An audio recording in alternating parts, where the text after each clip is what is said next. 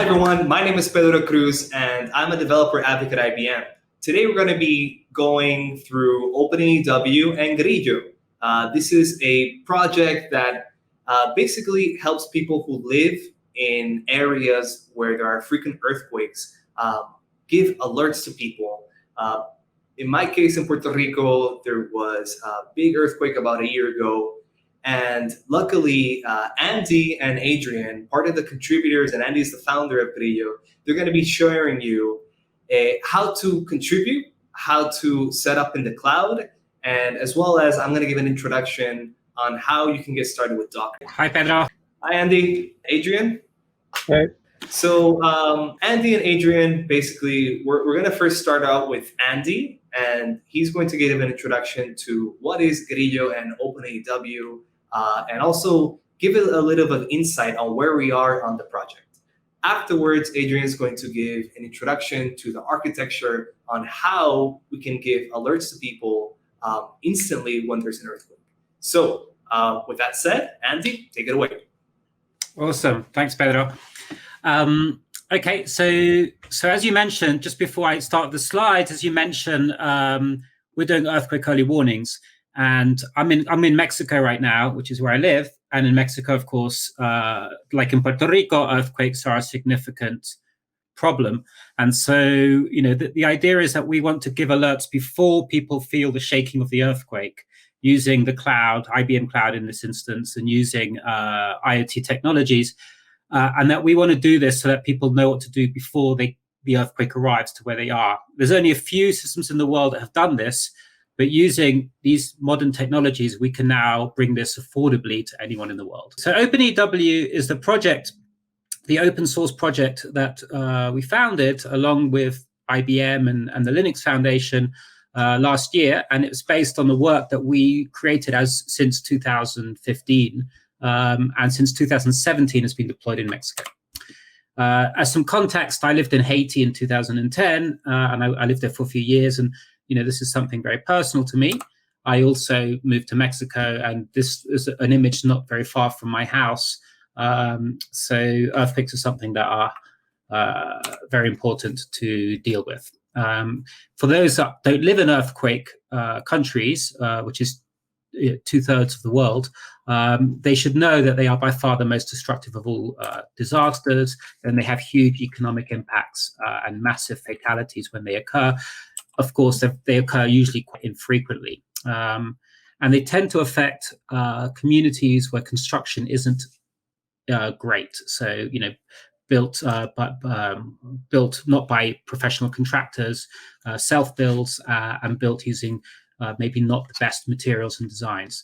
So these are the communities which paradoxically also don't have the funding to build expensive systems like the one that the Japanese government did, which cost $1 billion. In the open source community, OpenEW, we've focused a lot recently on the Caribbean and specifically Puerto Rico as a sort of model for the Caribbean. And the idea is that these are locations where funding hasn't been available and the populations are too small potentially to think about these sort of investments. But nonetheless, we see it as a great opportunity, a laboratory for what we are proposing. What are we doing? We're creating a network of IoT sensors. We're engaging people in Puerto Rico and around neighboring islands. And we're trying to slowly build up a sort of much larger regional early warning system. The system that we built, so in case anyone ever wonders, how good can a low-cost IoT solution be? Well, we have had ours in Mexico since 2017, and we have already, for an investment, a small investment of technology and deployments, and we have already outperformed the national Mexican system, which took 3 decades to build since the 85 earthquakes and cost hundreds of millions of dollars. How do we do it? So this diagram explains everything. We basically detect earthquakes as they are starting, and we detect them near the source. We're not predicting anything. That's not possible. But what we do is we understand when shaking is starting to happen. We take the initial wave, which is colored orange in the diagram, called the primary wave. And based on that shaking, that level of shaking, our sensors will instantly send to the cloud the accelerations an accelerometer, much like you might have on your phone, but better quality. And these accelerations, we then run through algorithms, and we determine that there is in fact an earthquake. And then we determine the locations that we need to send alerts to, all in real time. And because this all happens at the speed of light, people get the alerts before they feel the shaking, which is considerably slower in terms of its velocity than the speed of light. The three sort of key components of OpenEEW are the sensors, which are built using off-the-shelf components. We have the ESP32 microcontroller, which is now a very, very common hobbyist microcontroller that has Wi-Fi. We have an Ethernet built-in, a buzzer, some colored LEDs, and a very good quality accelerometer, which would cost about $30 or $40, which detects magnitude 3.5 earthquakes and higher, which is all we care about for early warnings. Then we have a dashboard, which Edrian's going to talk to you about a little bit later, and the infrastructure behind it. And then we have alerts, which we've developed a few examples, but this is really open to any community to do as they wish, depending on their locality. The earthquake sensor, we just have a 3D printed case. It has to be as cheap as possible, because if we make these things cheap, then we can achieve density of sensor stations. And that's the key to early warnings. You want to have a density of stations so that when an earthquake starts, you're going to have a nearby sensor which will pick it up. So you don't want to have 3 or 4 fantastic sensors. You want to have 100 low-cost sensors. So 3D printing has worked very well for us. And we're installing at the moment 100 of these in Puerto Rico as we speak. Then we have dashboard. This is an old dashboard. The new dashboard has replaced this one. This was actually built on Grafana. The new dashboard is custom built, but it does the same job. We can see detections as they happen. We can see our sensors and interact with them. Then the detection part, we have seismologists working on this, and we have a machine learning model, but we also have a traditional method called short-term average, long-term average.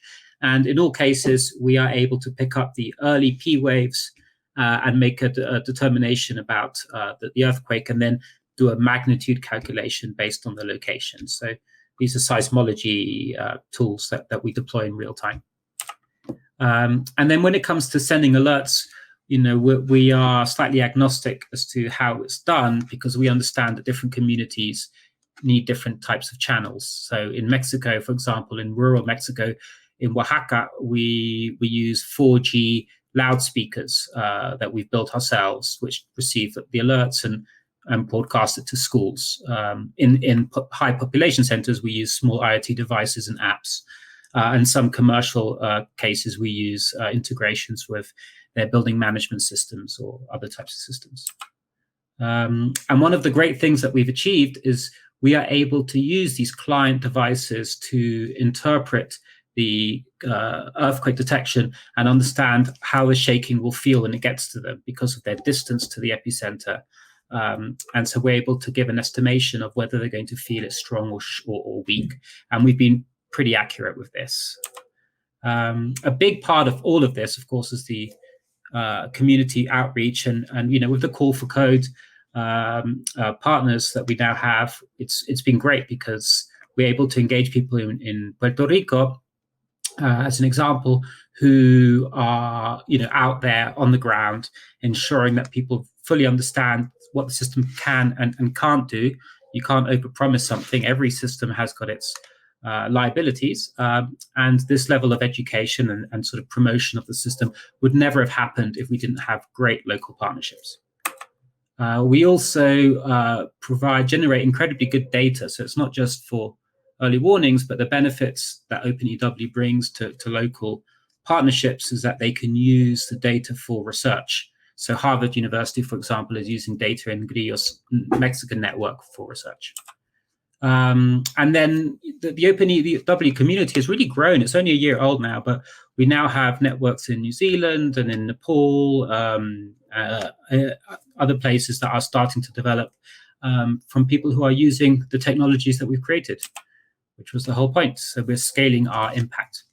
And then this is quite dated now, but the community has been steadily progressing. It's been a challenge because we have many different types of technologies which are developing in parallel.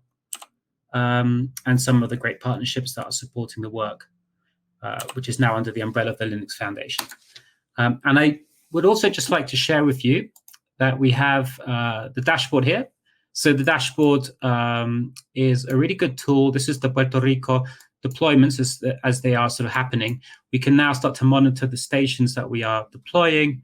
We can go down and we can see the individual stations and we can interact with them. So if we want to, for example, update their firmware or turn them off or send continuous data, we can trigger those MQTT commands via the dashboard. And we can also, change the sensors that we own within that group, for example. And I also would like to just quickly mention that in GitHub, everything that we do lives in GitHub. And here we have, so many important repositories, and we're always looking for contributors. So that, the dashboard, the front end, and then we have the seismology repository, where we have all sorts of systems for detecting and characterizing earthquakes. And then a big one, of course, is the firmware, where we are, making sure that they reliably speak to the cloud and also receive commands from MQTT to update and change the configuration. Awesome. Thank you so much, Andy. So I have a question. What is your vision for OpenEEW for the next 5 years? Like, what would you say is success for this project? That's a good question. I think success is, earthquake. The next earthquake in Puerto Rico, a significant one, could be in 20 years' time or 50 years' time. So it's not that we are going to necessarily, or tomorrow. So we're not waiting to save a life. We need to be ready. I think resiliency would be the word. So I think as long as we have coverage in important vulnerable communities around Puerto Rico, the Caribbean, I think, we really want to use Puerto Rico and the Caribbean as a sort of model for what this is. And then, success would also be people doing it on their own. I would love to see more people in India. We have people in India recently in the community in Slack take it on. So wide adoption, I think, is the key. Definitely. I know part of the contributors, we have even high school students. So it's great to see everyone around the world come together. Exactly. So, no, it's been exciting. Yeah, so I think that's pretty much it. We're going to bring on Adrian, but before then, Andy, do you have any last comments or any suggestions for Call for Code participants in this year's Global Challenge? No, all I can say is, that all I want to say about Call for Code is that it's so much more than an accelerator or some sort of fund. It's a whole initiative which I think has absolutely changed our perception of how to do impact, because it just means you're surrounded by experts and you get introductions to the Linux Foundation and you learn how open source is done properly. So highly recommend it. It was transforming for our work. Definitely. I know it was for me. So Andy, thank you so much. Now we're going to bring on Adrian, and he's going to give an introduction to the architecture on how OpenEEW is designed. He's going to be showing us behind the scenes how Kubernetes works. So many of you Call for Code participants maybe are not going to get the opportunity to use Kubernetes right now. But for those projects that are launched and want to scale, this is something that you have to consider.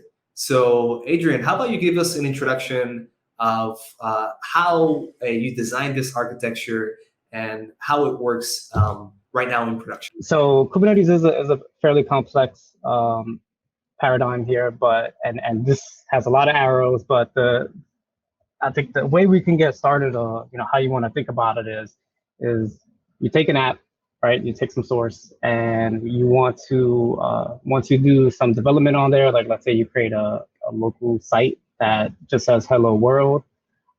You want to be able to deploy it, so you start off by actually putting that source into a container, and then that container becomes a portable thing. So it's similar to, I guess, for a weak analogy is take a Pokemon, put it in a Pokeball, and then pretty much give it around. And then the app is within that container.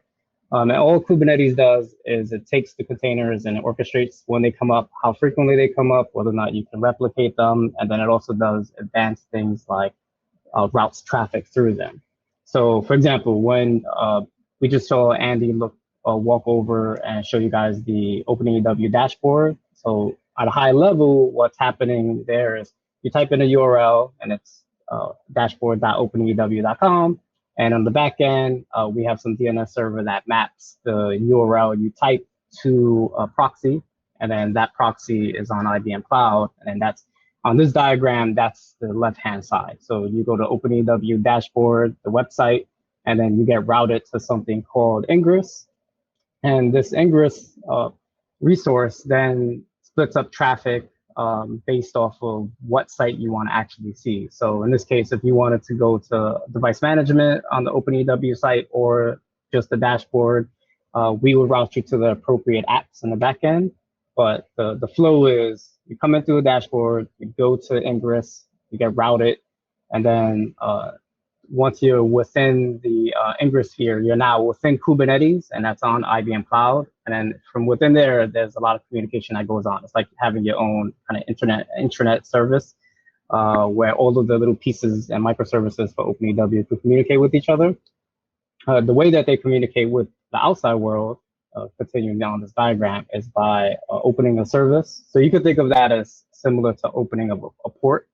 So now when you have a service open, you connect it directly to something called a pod, which is largely just a container. And your container is where the actual dashboard or the actual app lives. So, I mean, under the hood, you go through a lot of steps here, right? You go from left to the browser, through Ingress routing, to a service, finally into your app. All of this happens nearly instantly. There's very little overhead that happens in between, but the reason it does this is because if there was, let's say, a lot of traffic that came in through the OpenEW dashboard, you have this Ingress step there so that you can actually create a load balance and route traffic evenly across the system so that there's no slow loading for any individual person who wants to go on the website and what have you. So that's the reason we have these layers, so that when there's a lot of traffic and there's a lot of user input, a lot of device interaction. So, I think when we want to set up a lot of IoT devices throughout the world, we'll have, potentially tens of thousands. They're going to be constantly sending data, and we want to make sure that the data comes in very quickly. And that's why we use this layered approach where we route traffic evenly and distributed across the system. But the key piece here is, or the starting piece is creating your container, right? So I believe we're going to talk a little bit about that afterwards. But at a high level, this is what's going on. There's a lot of pieces here, and it focuses primarily on the middle piece here with the pod. Whereas you can see the arrows all either begin or stop at the pod. So you go from browser to pod, come in from the top right, there's secrets that are being pulled into the pod, or you're going and getting some IBM Cloud Registry information into the pod. So it's the centralized location, but that's the heart and soul of the Kubernetes deployment. And I guess that's it. Okay, great. You got a question? So, yeah, I have a question here.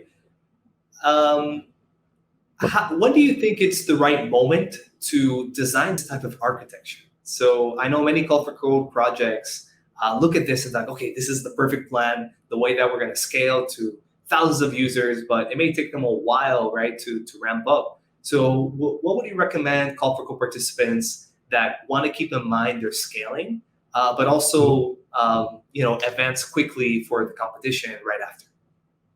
Yeah, I would definitely say you should start with Docker because that's kind of the prerequisite to being able to interact with Kubernetes. And then, but like long term, it really depends on what your scaling issues are with your particular app. So, but if you start with a Docker container, you can take two paths afterwards. One of them is doing Kubernetes, where if you have a lot of microservices that are interconnected or tightly coupled, then Kubernetes makes sense. And then if you have like a one-off app, just like one website, for example, or one microservice, you still want to containerize that because you can use other mechanisms like a code engine on IBM Cloud. So that essentially puts your container in Kubernetes, but it puts it in a Kubernetes you don't need to manage. When you start to get really more complex, like OpenEEW is, where we have a lot of websites and a lot of services and endpoints, then you want to move to Kubernetes because it allows you to have more control over what's going on in the back end. So don't run to Kubernetes yet. Definitely take in consideration that that's something when you want to scale. So thank you so much, Adrian. Do you have any other suggestions for Call for Code participants? Yeah, maybe I on their would say, project, because they only have like 1 week for their submission. oh, so I mean, before the submission, for sure, if you do not have your app containerized, but you have it working, you should definitely consider putting it in a container, creating a Docker file for that. We'll show you some examples on kind of how to do that in a bit, but that's a strong first step, because generally what I tell people is if you can run a Docker file locally, then there's another step for you to deploy it to Kubernetes, but it's not a major hurdle to get that first deployment out onto Kubernetes, or like I said, Code Engine. But the first key piece is you being able to containerize your app. So that's what I would suggest for Call for Code. Anyone who wants to participate in Global Challenge. So start there once your app development is complete. Definitely, yes. So thank you so much, Adrian. Now I'm going to teach you how, first of all, take a step back and talk about what are containers. Also talk about Docker and how you can get it installed so then you can containerize your applications. So I'm going to now share my screen. Let's take a step back and talk about what are containers and how you can get started.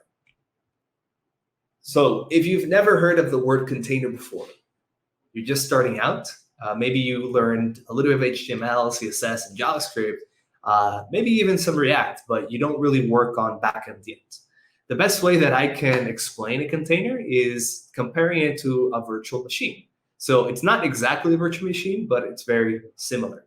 So here on the left, we have the traditional deployment. You can see that we have a couple applications on top of the operating system and then on top of the hardware.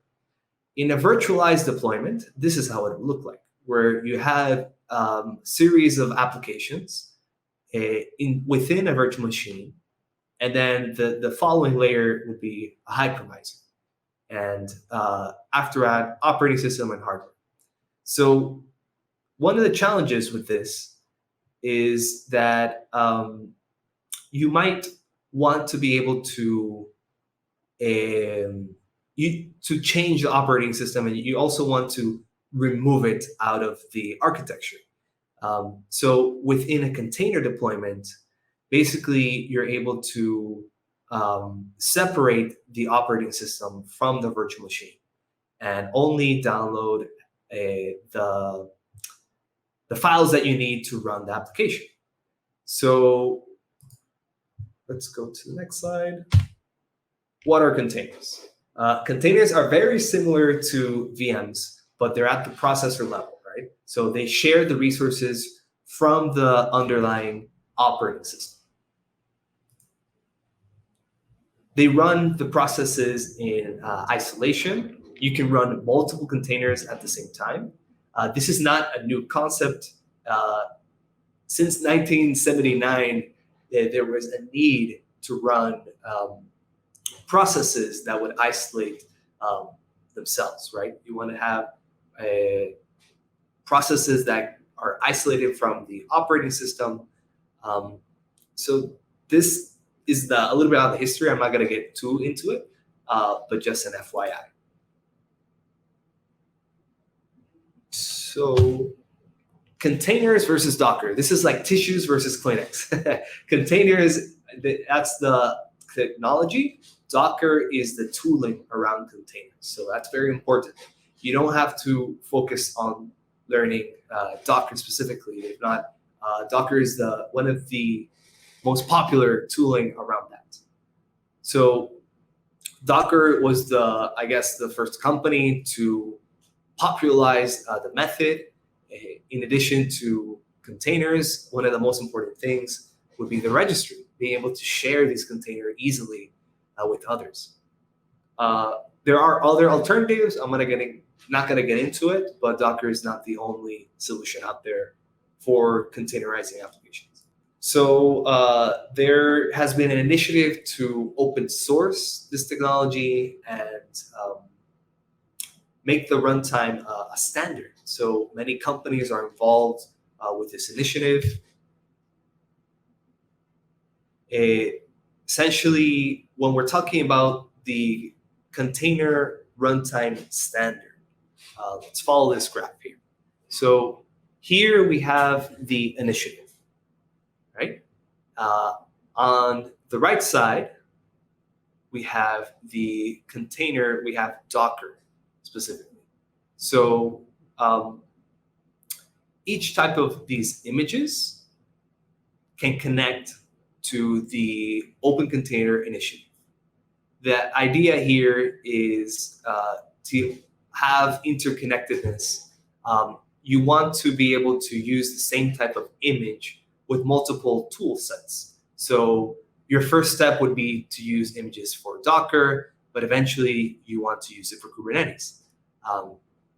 So there needs to be a standard to make this possible.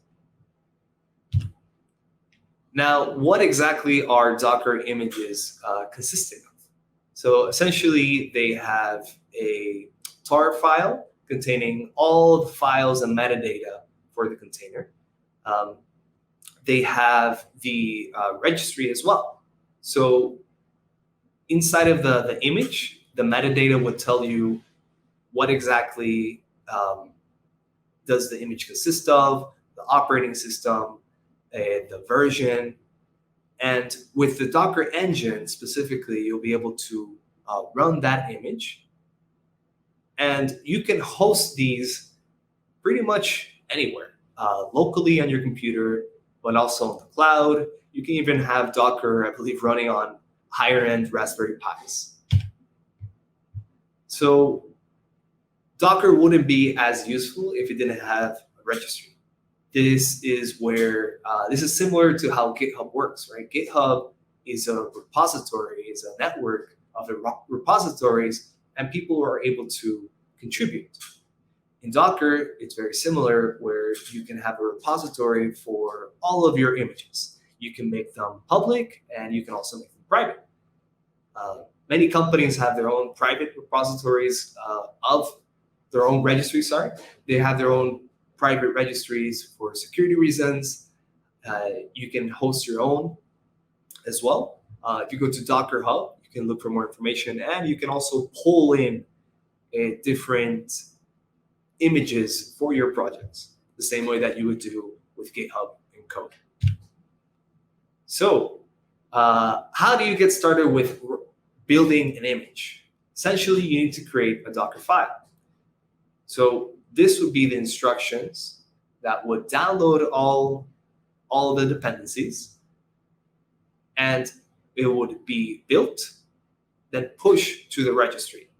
Once you have the Docker file or the image in the registry, you're able to pull that, and you can share that with others. So let's look at the life cycle. Someone, a developer, commits to the Docker file, and that will build the server, push it to the registry. If someone wants to download that new image from the registry, they would just have to do a Docker pull. You can also have different branches where you have a QA branch and a production branch. This is recommended because you never want to introduce bugs in production. You want to test your software beforehand. So in traditional development, are you testing these on every commit? Your code, your app server, runtime version, system libraries, and versions. So part of the traditional development, it's kind of hard to manage all those dependencies. I know when I first got started, I would not use Git, and it was very difficult to be able to track changes and go back to code that was already working, but then I messed it up when I started playing with it. So containers and Docker allow you to run your code and its dependencies all in one package. You can switch computers, and you can still run that same environment. very easily. I use it a lot for development when I want to be able to run different versions of Node.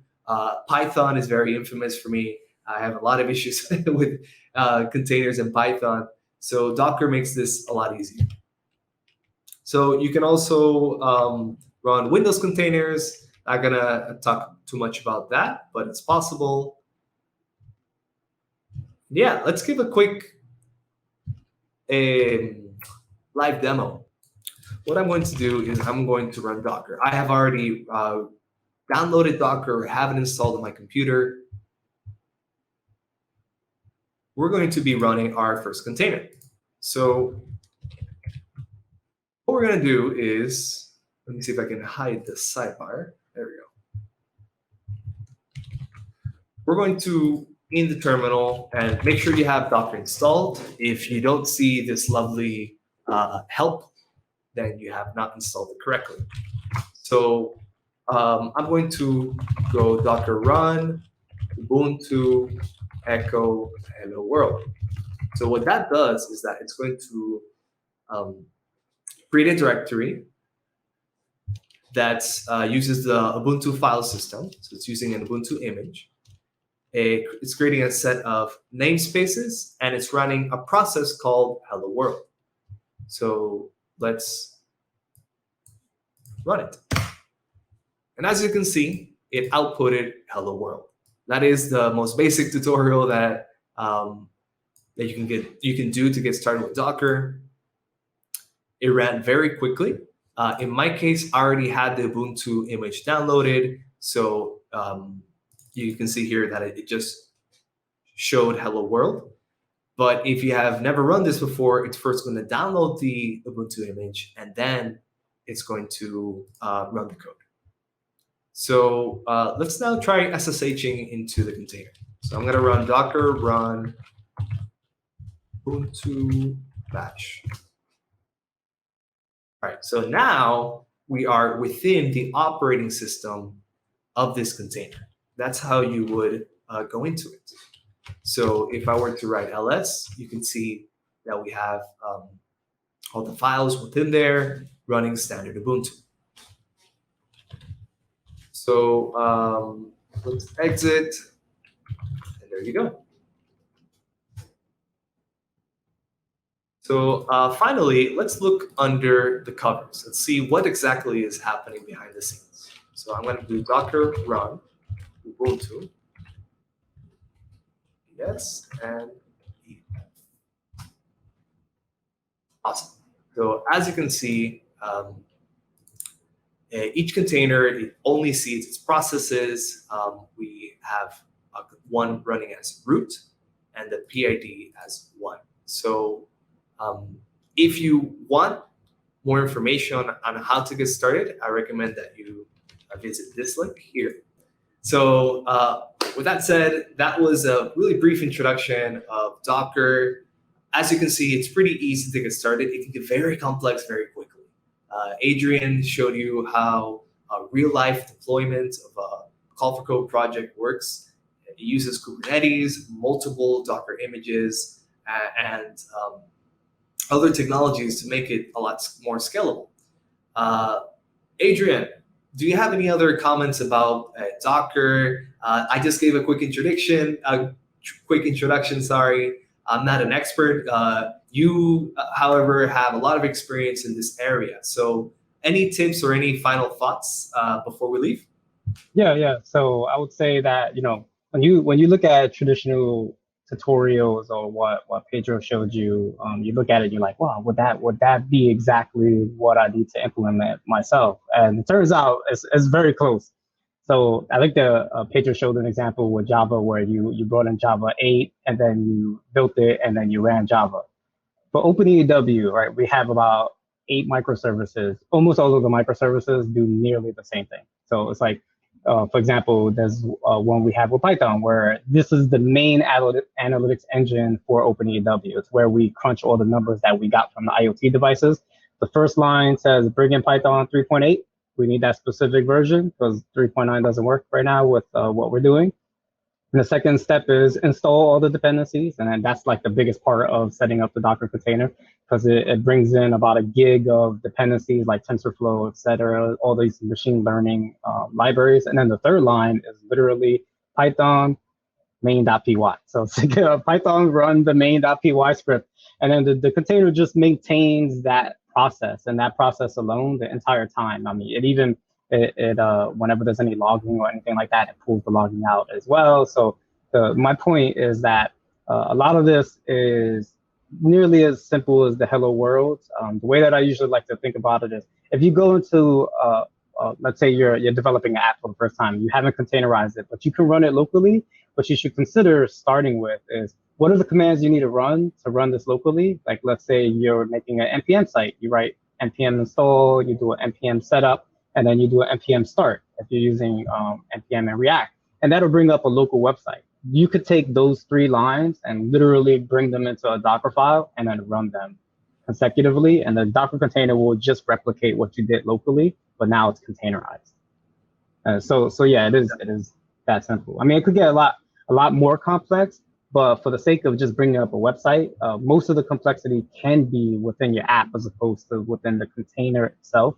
Yeah, well said. I think it's a very good point that you made there, because in OpenEW, there are multiple code bases. We're running Python, we're running Node.js, right? So multiple languages, frameworks, everyone can contribute because we have Docker images, right? So people can replicate it easily locally on their computer, and that allows them to develop. I know I have, like I said earlier, had a lot of negative, bad experiences with running Python 2 and Python 3 when I first started development, and I still have issues. When I learned Docker, a lot of things changed for me, and I think especially now I see, once I want to contribute to a project, if they don't have a Docker image, I'm like, how am I supposed? It's a lot more tedious to get started. So a very useful technology, and like Adrian was saying, you can definitely include it within your project. We recommend it. So if you have never touched this, first of all, so you can get experience. Second, if you do have experience, that allows people to easily contribute, and also for the technical judges in Call for Code, they're going to make sure that your code runs. So make sure that whatever you put in your repository, that it works well, and other people are able to replicate it easily. So let me see if we have anything else here. So I will add, both Pedro and I mean, I don't know if we introduced what we do. We're both on the Call for Code deployment squad. So if you win Call for Code, one of us or both of us, our team will be working with you to mature out your open source repositories and build out. If you don't have a Docker container, that's like one of the first things that we're going to end up doing anyways, because it's that critical. Like, that's like the literal first step if you don't have it, is to create this Docker container. And then of course, we're deployed to Kubernetes too, but that's it. Definitely. Thank you, Adrian. And do you have any links that you want to share? Any demos that you would like to share as well? I think we have time for one more resource. Well, I mean, I could show kind of a proof point that the stuff in the OpenEW can get as simple as I mentioned earlier. Might as well show that. Let me see. Share my screen here. Okay. So I'm going to open up VS Code. Hopefully that's readable. Yes. So this is one of our GitHub repos. This is the OpenEW dashboard, as you can see on the top. And let me just take you through quickly about our README, right? So we can, there's a preview state. Where is it? Open preview, right? So when you go to GitHub, you'll see something like this, where you'll see the introduction, then we'll talk about how you build this locally, right? So this is kind of what I was talking about earlier, where you want to create some local environments, some credentials. But at the end of the day, you end up boiling it down to go into this directory and then run this command. And then when you run this command, it's a npm run setup, and then it's an npm start, for example. And the Docker file translation of that is just this. It's 18 lines of code here, where the first line is saying, go bring me node version 14, go create a directory called app, copy everything that's in this directory, so the whole GitHub repo, into the app directory, and then do a npm run setup. And then here's, we're doing a build. That's a slight variation from the local. The build just compresses the npm site. And then we expose the port, and then we just run, right? So when you kick this off locally, or if I gave this same Docker file in the GitHub repo to Pedro on his computer, he'll run it, and it'll do the exact same steps. It'll create the same exact environment for him. So there's never going to be a situation where I'm like, oh, it works for me. And then he's saying, oh, it doesn't work for me. It always works for both of us, or it works for neither of us.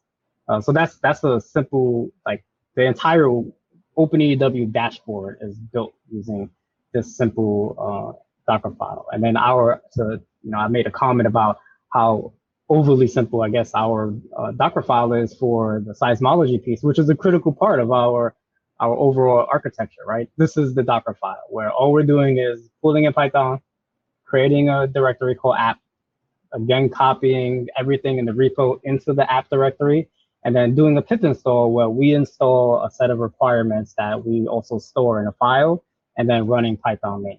So this is, maybe like 1 or 2 lines longer than the example that Pedro showed earlier, and it's in a different language, but it still runs it in a container. And then this container, these images that I just showed you, these Docker files I just showed you, they literally get deployed to Kubernetes. And then when you go to OpenEW website, you are using these same Docker files. So the images that were created through these Docker files.